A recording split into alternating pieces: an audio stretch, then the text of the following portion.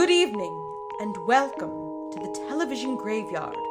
We are your TV necromancers, Laura Prince and Noah Houlihan. We have come here tonight to examine the spirits of past television shows, to find out which ones could be resurrected, should be resurrected, and which ones should just stay doomed.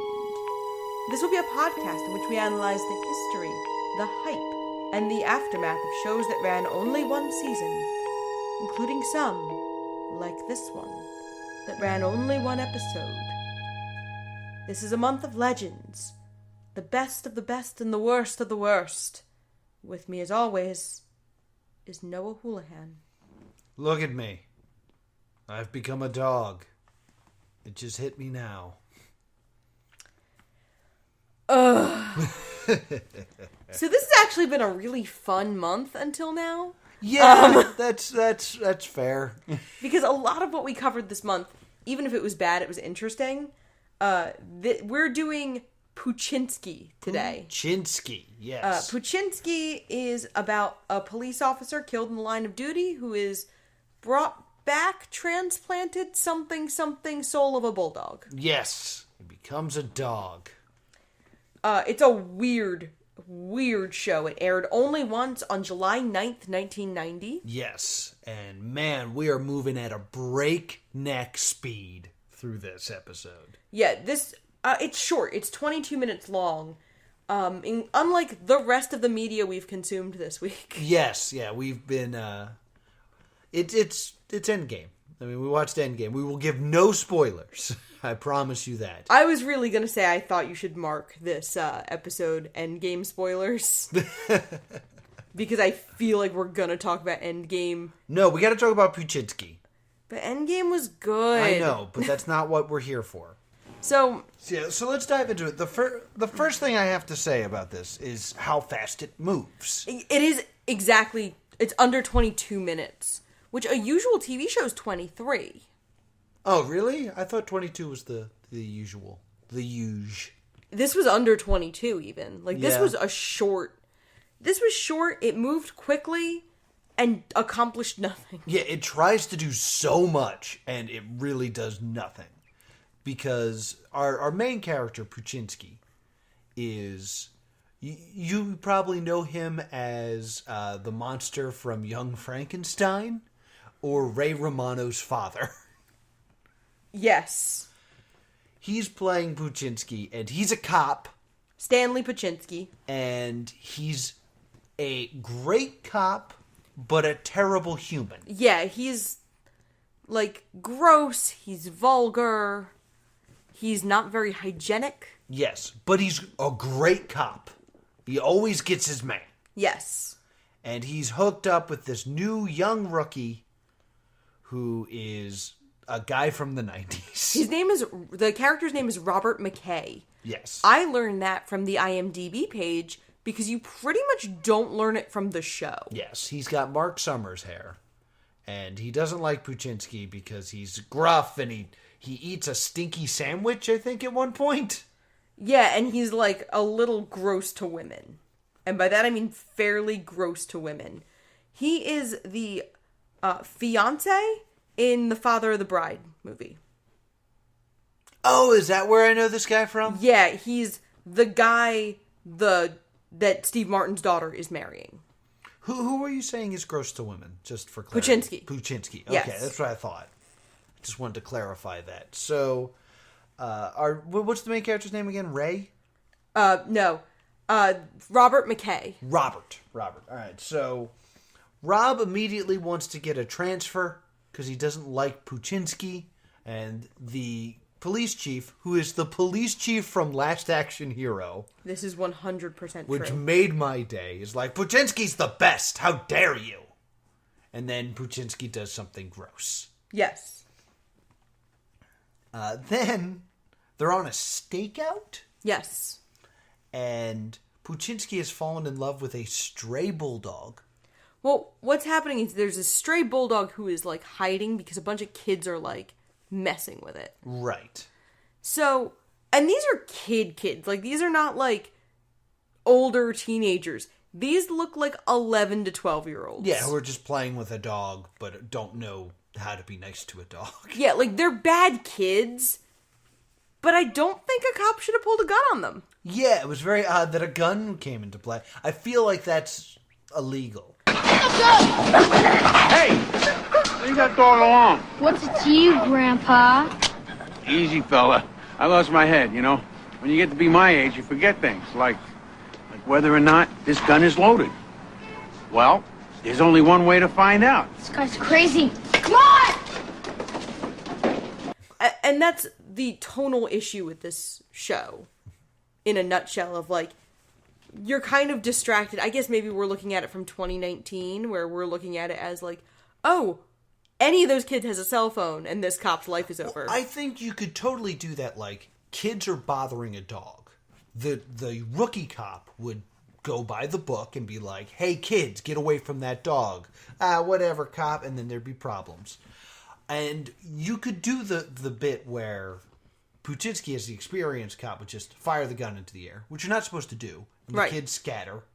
And it's like, yeah, it's just easier this way. It's like, but that's against the book. Yeah, but it's easier. And look, now I have the dog. That's not what happened. No, he just puts pulls a gun in their face. And then, like, Poochinski lures the dog out of his hiding place with a hot dog. Then he goes, wait a minute, stops and takes a bite, and then gives the rest of the hot dog to the dog. It should also be mentioned that, like, Poochinski's a detective, so he's not in a uniform. Yeah, he's plain clothes. So to those kids, it's just a man with a gun. Right. So, like, Poochinski becomes fond of the dog and buys him a collar, and he's now just going on stakeouts with Poochinski and McKay. Yes. McKay is trying to get a transfer again. Yeah. Hates the dog. Everybody hates the dog. Everyone hates the dog, but Poochinski loves the dog. But not enough, apparently, to give him a name. I mean, we're, like, 4 minutes into the show right now. Like, he hasn't had time to give the dog a name. We only know Robert McKay's name because I looked it up. That's true. I just think it's odd that the dog doesn't get a name. In any case. There's more weird stuff with this dog. So then they're doing a stakeout of, like, an ATM thief. Like a guy who keeps robbing ATMs. A guy holds up a woman at the ATM. They chase after him. And Poochinski is hit by a car. Yes. Driven by the ATM thief. Right. And then McKay is like, come on, it's okay, you know, stay with me. The standard, like, cop losing his partner dialogue. Yes. Do you remember what Poochinski asks of McKay as his last request? His last request is to go into his wallet and pawn his Cubs tickets. Yeah, like flip them for whatever he could get for them. Yeah. Because he's a character. Right. And then as he passes away, there's a gust of wind, and he makes eye contact with the dog. Yes. So this is a weird thing. And then we fade out. Like, we don't see anything happen. We don't see, like, magic. We don't really know what happened in this sequence. Yes. Of course, the title card in the beginning was the word Poochinski with the O's replaced with paw prints. So you should probably have a hint of what's going to happen. Right. So the next thing we see is Poochinski's funeral. It's very small. It's mostly other police officers. Right. Showing that he was not, like, a beloved man of the community. Right. And at the end, it's just his partner who, like, is upset and blaming himself for his partner's death. Because if you're a cop and something happens to your partner, fiction requires that no matter what happened, you feel horrible about it forever. Yes. I don't know if it was the cop rock, but I was kind of expecting a song.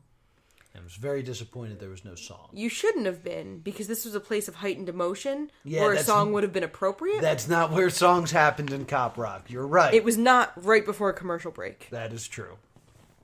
So, someone asks the partner if he's been beating himself up, and it's the weird bulldog. Mm-hmm. And the dog starts rattling off facts only Poochinski would know. His badge number, his favorite song. Those are the two I can remember. Yes.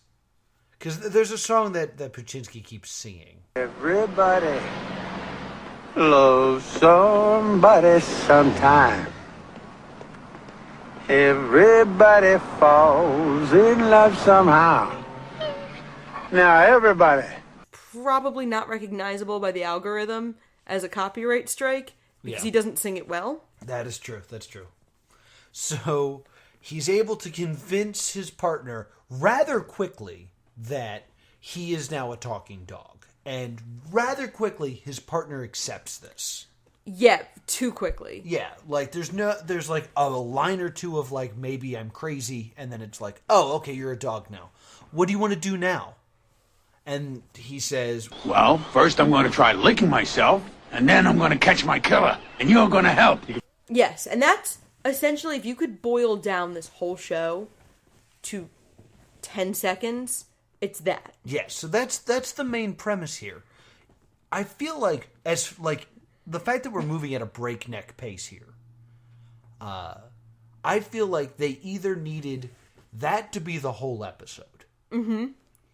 Or, well, because first off, that could be, as an episode's a good idea, because I never really like Poochinski as a human. Right. And I never really dislike him. He's just kind of an annoyance. Right. Like, he The first episode should have ended with his death. yes, but I understand why you wouldn't do that. Because it's a little depressing. No, because the premise is that he's a dog.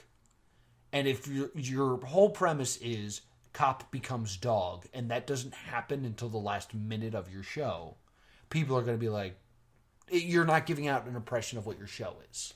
Yeah. I kind of feel like it should have either happened as a flashback. Like, we start with Dog Cop, and then he's like, I'm thinking back of that day when I had a body. And then we show it in a flashback of, like, what went down. Or it's like theme song. Okay. Like, that's like, Poochinski was a cop, and then he got hit by a car, and now he's a dog. Poochinski. like just spell out the premise in 30 seconds in a song, and just be like, all right, here's today's case. Under the gun. Sorry. But the fact that it's like, we spend all this time just doing things poorly, either not giving it enough time, like we spend enough time to do 6 things poorly. Yes. Instead of doing one thing well or just skipping it. Yeah, like, it's a lot. You know what I kept thinking about with this show? This is a weird comparison, but when does Eddie McDowd Oh, I was totally thinking about Eddie McDowd this whole time. become a dog? I thought Eddie McDowd became the dog and found out about the 100 deeds at the end of the first episode. I feel like, if you don't know, 100 Good Deeds for Eddie McDowell is a Nickelodeon show about someone who becomes a dog, and they're going to stay a dog until they've done 100 good deeds. I kind of feel like they did the theme song thing. I feel like we never saw him as a human, and it was just like, Eddie, you're a dog. We absolutely do see Eddie as a human. Did we? All right, Yes. That's just how I remember it. It's been a while since I've seen 100 Good Deeds for Eddie McDowell. Yeah, he's like, Eddie McDowd as a human is like a bully, and then he gets caught by a mysterious man who's like, you're a dog now. So I think it's a lot of the first episode is him becoming the dog and then trying to convince... It's the first 10 minutes of the show. Yes. Then trying to convince Justin, the other kid, that it's really him and that he has to do these good deeds and please, like, let me live in your house. Right. I also think that when you have a title like 100 Good Deeds for Eddie McDowell that explains the premise in the title, like, you can get away with more stuff because it's like, oh, I know what this show is. Yeah. Poochinski, if it was called, like, Dog Cop or something like that, where it's like, oh, yeah, the Dog Cop show. Yeah, and I don't know why they don't go for, like, a more, I guess, a better pun? I mean, it's Pooch. Dogging the case, or, like, I don't know. There has to be a better... Yeah. I mean, this feels like it's obviously very derivative of Turner and Hooch. I also got a lot of Turner and Hooch vibes, but that's like later on in the show. They steal some stuff right from Turner and Hooch. Yeah, and this is the year after Turner and Hooch, so that's like still in the public consciousness. It should also be noted that in 100 Good Deeds for Eddie McDowell, he's a German Shepherd. A police dog. Something that Yes. would make sense. Right. Instead of a bulldog puppet. Let's talk about this puppet. This puppet is horrible. Like, boys and girls, friends of all ages. Picture Triumph the Insult comic dog. The puppetry here is about half a scoosh better. He reminded me of Pizza the Hut. Where, like, it was a puppet face and then eyes too far sunken in that just felt very wrong. Yeah, I'm looking at... I pulled up a picture of Pizza the Hut. Pizza the Hut's clearly a dude in a mask. There are times where he kind of looks like a dude in a bad mask. Yeah. Because the eyes are really strange. I was thinking of Triumph the Insult comic dog because it's that same, like... It's not good... The puppetry in That's My Bush is better. Oh, 100%. Triumph the Insult comic dog is a sock puppet.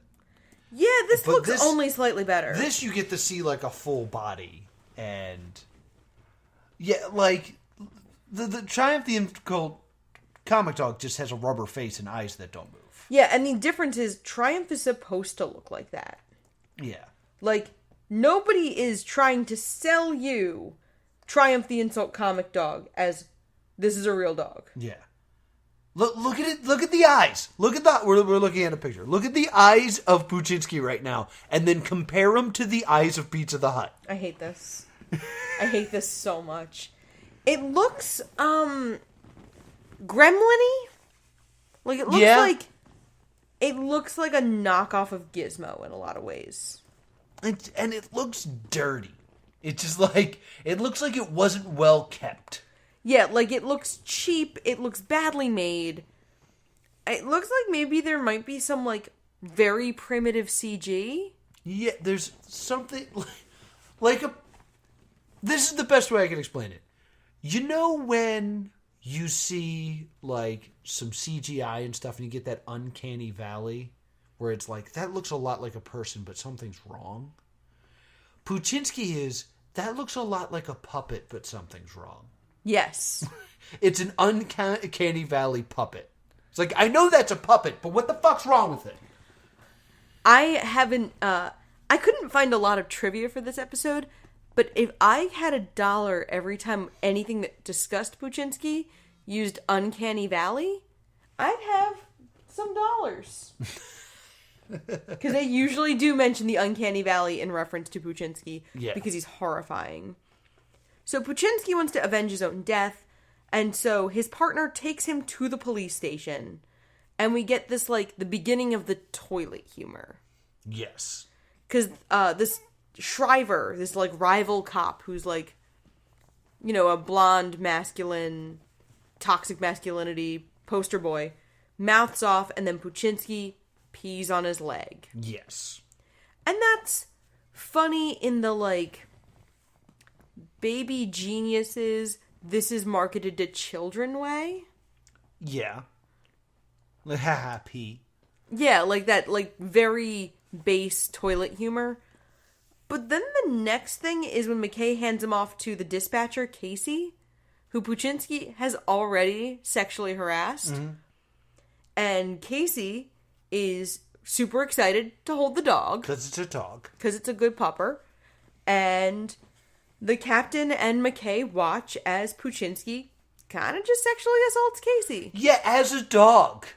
And it's played for laughs. Yeah, a little, you know, fun, just goofy bestiality. Yeah, it's like That goofy bestiality. I guess this is the proper use of dramatic irony, because we know Poochinski's a dog, but poor Casey doesn't. Yeah, that would be dramatic irony. This is probably the worst case of dramatic irony I've ever heard of. So she just thinks the dog is like a rowdy puppy. Mm-hmm. And like, I went on a walk today, and there was a super rowdy puppy. Like a big lab puppy who hadn't like figured out that she has to sit to get pets. And so she's like, you know, jumping up on everybody. And like, it's really cute when a big old puppy dog does that. Yes. It's really creepy if that puppy dog turns out to be a gross 50-year-old man. I got bad news for you about that puppy. Oh no, Bella. Yeah. Gross 50-year-old man. Oh. Bella, no! Yeah, sorry. What's great is Bella doesn't give us away, because that's, like, the most common female dog name now. Bella and Maggie. Oh, I did not know that. I did. Yeah, I know, you said it. In any case, we run into one of my major problems with this show. Yes. And, like, I want you to understand, I know that the major problem is the idea and the premise. But I try to give everything a fair shake. Fair.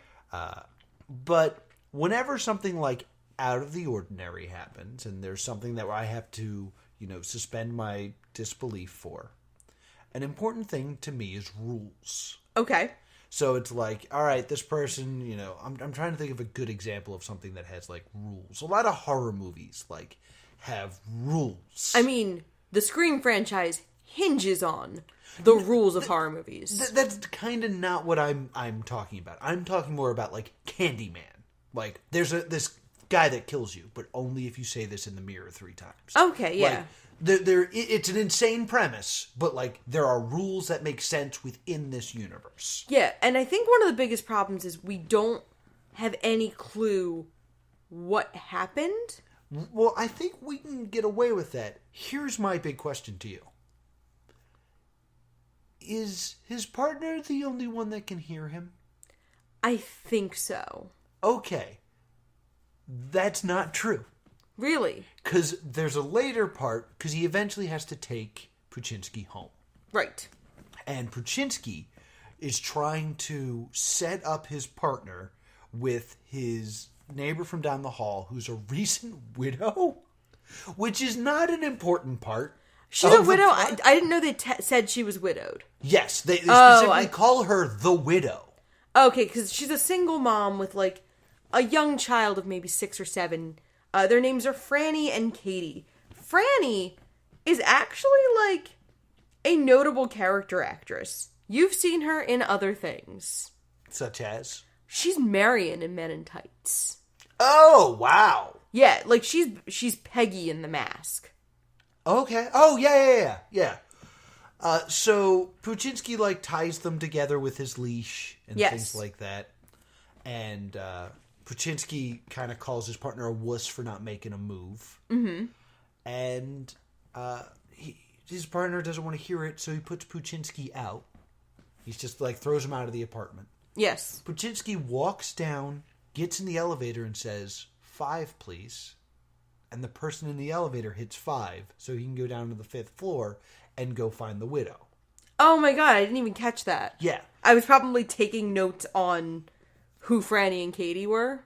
So that means anyone can understand him. Which means, why isn't he telling the whole police force? Right. Like, guys, I'm a talking dog now. We gotta find my killer. Because there's this whole thing where it's like, I want to be put back on the Poochinski killer case because it was my partner. And the chief is like, no, I'm not going to do that. You know what would have really helped that? My dog is Poochinski. You tell him, Poochinski. And he wants to help me. And, like, that's also a totally missed opportunity for a bit of, like, this is Poochinski. Tell him, Poochinski. Ruff, ruff, ruff, ruff, ruff. See? See? Like, that's, like, the easy bit. They do it in Detective Pikachu. This exact bit. It's so obvious. Yeah, and, like, it would set up a conflict for McKay of, like, the other cops think he's kind of losing it because his partner was murdered. And then they could do the things where it's like, no, really, ask me a question only Poochinski would know. And, do the whole thing from Ghost. Right. He says ditto. Oh, my God. Except, like, we don't get the impression that Poochinski, the human, is close to anybody. That is true. I mean, the chief did speak up for him. So, the whole premise of, like, if the partner is the only one that can understand him, they screw it up in the first episode and have the dog speak to someone else. Yeah, that makes sense. If the dog can talk to anyone, why isn't he? Yeah. Yeah, I get that. So, like, then what happens is Poochinski kind of, like, lures Franny and the little girl, Katie, back to McKay's apartment because they want to return his dog And Franny has not taken no for an answer, and she is making dinner. Yeah. This guy cannot get a woman for the life of him. No, he's just... Because he's clearly attracted to Franny and has feelings for her. But, like, can't figure out how? I'm going to tell a quick story. Because I had a friend do something very similar to this. Where we were in college and this girl was like, maybe I can come over and, like, study. Couldn't it be great if I could, like, come over, maybe we can study, like, we'll do, like, an all-nighter and stuff like that. And he's like, I don't know, my place is, like, off campus. It's, like, real far. And she's like, oh, that's no big deal. Like, maybe I could, like, spend the night. And he's like, I don't really have it, like, anywhere for you to sleep. I just have my bed. And then she says, well, I could, stay in the bed with you. And he goes, I don't know, it's really small. And, like, I'm just staring at him during this entire conversation, like, what is wrong with you? Oh, my God. How are you not getting this? In this one, it is a woman, like, barging into the apartment, like, I'm making you dinner. Yeah, coming in with, like, a full bag of groceries. Yeah. And I would think we're jumping into, like, 7th date. Yeah, I'm like, as a single dude who's a cop who works weird hours, I'm like, even if you weren't attracted to this girl, it's like, maybe you make a friend and maybe someone makes you dinner. Yeah. Someone to talk to. Someone to take care of your weird talking dog. Yeah, someone whose daughter is really fond of your weird talking dog. Yeah, exactly. Also, in universe, the dog's name is now Stanley Poochinski. Yes, isn't that weird? He tells the little girl that the dog's name is Stanley Poochinski, which means, to the outside world, he now just named his dead partner's dog after him. Yeah, exactly. That's why it's weird that Poochinski never names the dog. This way it can be like, this is Tulip. Like, this is an easy plot point that they just miss in all the other crap that they're screwing up. And, so then, like, Poochinski is, like, really trying to help McKay get with Franny. And then McKay puts him in, like, a bedroom, like you would with a dog. Who's, like, acting out when you, like, oh, I'm gonna put the dog away. Yes. In the back bedroom. So Poochinski then wrecks McKay's apartment. Right, just does the Turner and Hooch thing. Yeah. But, like, Hooch is an actual dog. Yeah. Poochinski, I would think, would... Like, it'd be funny if Poochinski was more circumvent in how he annoyed McKay. Yeah, like, there's nothing of, like, my dog instincts are taking over. None of that. We see him, like, operate a TV remote and watch TV. Yeah. So, like, there's no reason for him to act like a dog. Right. It's just... And then, like, he has an existential crisis. Yes, and that's when he sits and looks in the mirror. Look at me. I've become a dog. It's all sinking in now. And, like, McKay throws him out. So then they do another stakeout. Now, for those of you playing at home, this is, like, 3 stakeouts in a 21-minute episode. Because it starts with the stakeout. There's the stakeout right before Poochinski's death. And then there's this third one. Yeah, there's a lot of stakeouts. That's 3 in 21 minutes. That's an average of 1 stakeout per 7 minutes of show. Wow. All right. Math. So then, Poochinski sees his killer and bites him in the testicles, and he is brought to justice. I don't think that was the killer. I thought it was his killer. No. This was just someone else robbing something. Because if it was the killer, the show would be over. I thought it was his killer. No, because someone's at the ATM, and someone tries to mug the girl at the ATM. So they, like, bust him. Mm-hmm. If it was his killer, the show is over. No, but I thought it was the ATM. Like... I certainly hope not. I could be wrong. But, like... That would be like if the first episode of Buffy ended with her killing the Master. And it was just like, well... all vampires are gone. The vampires have been slayed. Poochinski also, it's worth mentioning, gets hit by a car, saving the bulldog. Ah. Yeah, I guess that's important to why magic happens. Yeah, I'm like trying to get a look at the ATM killer's face. Like, I remember the person they take down is like looks like the Unabomber. He's got like a hoodie and sunglasses on, so he's just a person. He's not like, he's just a body. He's not a name.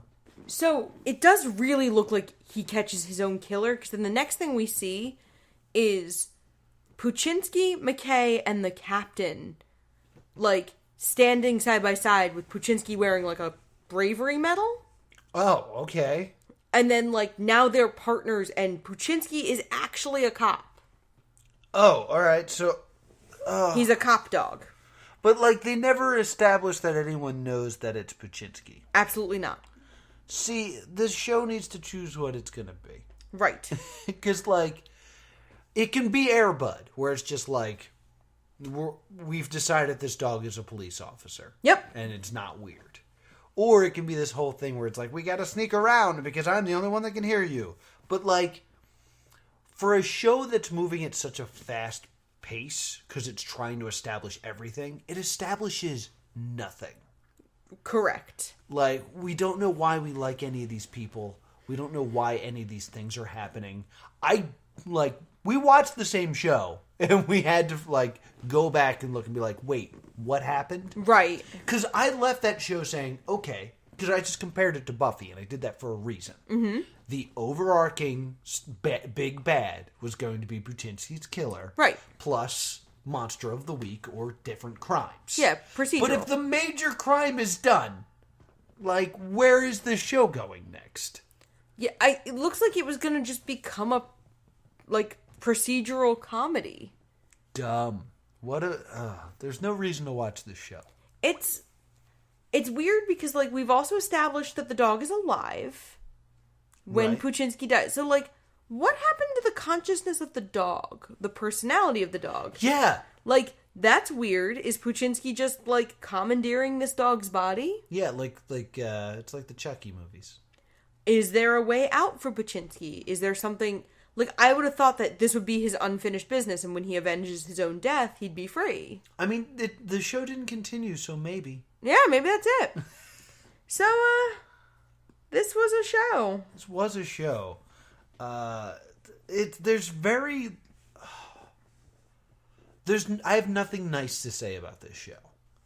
And, like, I don't have any intense hatred for it because it moves so fast. That we couldn't, like, get hung up on disliking it. Yeah, like, there's no, like, glaring errors because the whole thing is just one long error. Right. There's not even a moment where you're like, okay, there's promise here. Yeah, because it wants to be 100 things. Because, like, it's a brutal death. It's someone getting hit by a car, and you see it. And then it's, like, garbage toilet humor. But it's also trying to be a romantic comedy. But it's also trying to be buddy cop. But it tries to be everything, and it's nothing. It feels like a game of pitch storm gone wrong. Yeah. I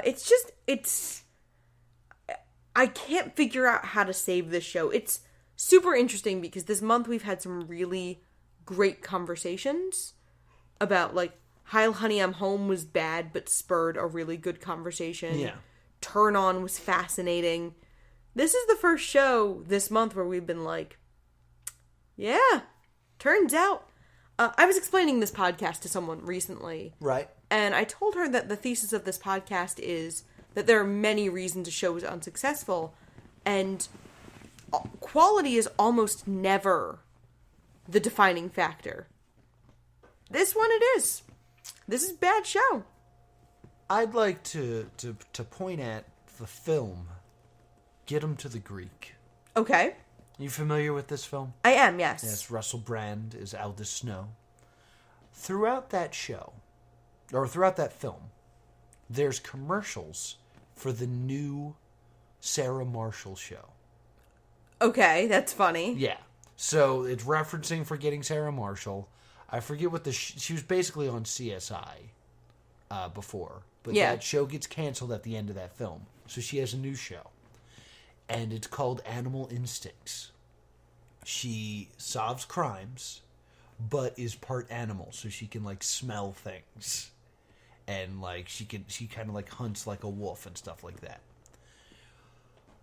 The commercials in the background of this film, not about that show, do a better job establishing what the show is about than this 22-minute episode. That's not good. Yeah. I mean, good for Sarah Marshall, but like, yeah. Yeah. And like, there's nowhere for the show to go because McKay and Poochinski also like don't find common ground. Well, here, let me ask you They this. don't like each other at the end of this show either. Yeah. So let me ask you this. What would episode 2 be? What would happen next? I'm assuming it's just them being cops. Like, there's no higher stakes. Yeah, but like, what's unfinished is the thing with the widow. Yeah. So, if I was writing this, and this is probably too smart, but I would have him get closer and closer to the widow, and then have it turned out that the widow killed her husband. Yeah. And it's like, oh, it's happening again. We gotta save... Brzezinski's gonna save you, don't worry. Something. Yeah, but they make not even a breadcrumb that Franny might not be a nice person. Yeah. So it's just... everything about this is pointless. Yeah. So, what do you think? Verdict? I think this might be the most Stay Doomed show that we've watched, because I don't see any merit in even investigating it. Yeah, like, I did try to do research on this show, and they're just... Unlike a lot of the other shows I've done for this show, for Stay Doomed, nobody's really that interested in it as a research topic. Like, it's just... I see a lot of articles that are like, this weird show happened, it sucks, and they're right. Yeah, I think... This is a hard Stay Doomed. Like, if you compare it to, like, a Heat Vision and Jack, where you have a talking motorcycle and stuff like that, there was a charm to it. Yes. Because they kind of knew it was campy. This, they're kind of trying to play straight? This has the tonal issues of Cop Rock. Yeah.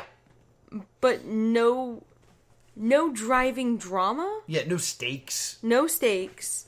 I mean, Cop Rock, for its flaws, ends on a police officer murdering a suspect. Yeah. And that gives the show somewhere to go. Yeah. This, like, it wraps up its whole story in a neat little bow. Yeah. The only place this should go is away. Yep, this is going to stay in the Legends place of the television graveyard. Yes. Bury it back up.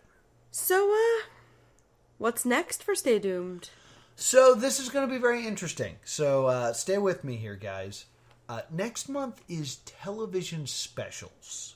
And I want to explain this a little bit because it seems a little like off-kilter, but it's really not.